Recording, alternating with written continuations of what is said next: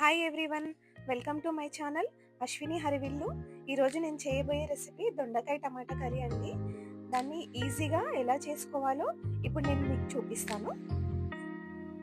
దొండకాయ టమాటా కర్రీని చేసుకోవడానికి ముందుగా ప్యాన్ పెట్టి స్టవ్ ఆన్ చేసుకోవాలి. ప్యాన్ హీట్ అయిపోయింది. 8 టీ స్పూన్ల ఆయిల్ వేసుకోవాలి. ఆయిల్ కొంచెం ఎక్కువే పడుతుందండి దీనికి. వాటర్ వేయకుండా ఆయిల్లోనే మగ్గించాలి దొండకాయని. నేను 1/2 కేజీ దొండకాయలు తీసుకొని చిన్న ముక్కలు కట్ చేసి పక్కన పెట్టుకున్నాను. 2 మీడియం సైజ్ టొమాటోస్ని కూడా చిన్న ముక్కలు కట్ చేసి పెట్టుకున్నాను. ఆయిల్ హీట్ అయిపోయిందండి. ఒక 1/2 టీ స్పూన్ ఆవాలు వేసుకోవాలి.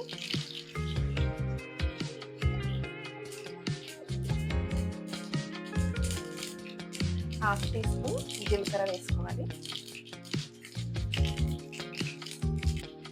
కొద్దిగా కరివేపాకు వేసుకోవాలి. ఇప్పుడు దొండకాయ ముక్కలు వేసేసుకోవాలి.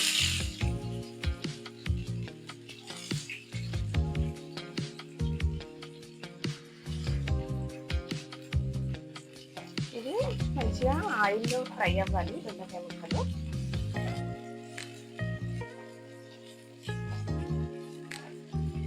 హాఫ్ టీ స్పూన్ పసుపు వేసుకోవాలి.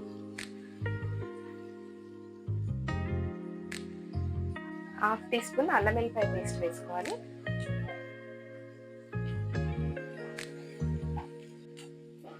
దొండకాయ ముక్కలు కొంచెం ఫ్రై అయ్యాయి. ఇప్పుడు ఇందులోకి టొమాటోస్ వేసుకుందాం.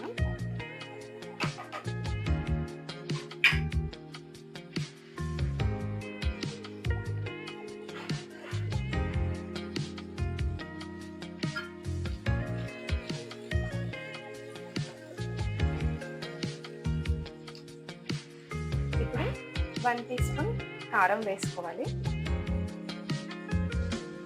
1 టీ స్పూన్ కంటే కొంచెం తక్కువ సాల్ట్ వేసుకోవాలి.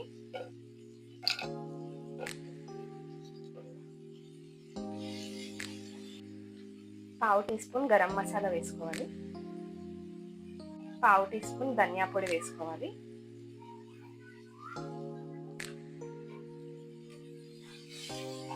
ఇప్పుడు వీటన్నింటిని ఇలా మంచిగా కలుపుకోవాలి.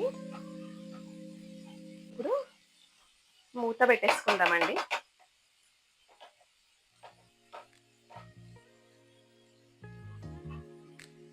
ఒక 2 మినిట్స్ మూత పెట్టేసుకొని మగ్గించుకుందాం. ఒకసారి చూద్దామండి మూత తీసి.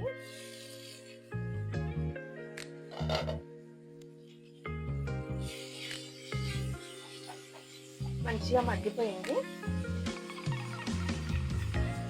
ఇప్పుడు ఇందులోకి కొంచెం కొత్తిమీర వేసుకుందాం.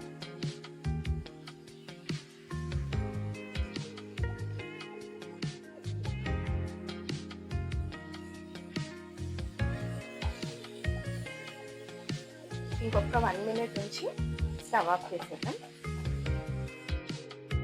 ఒకసారి చూద్దాం.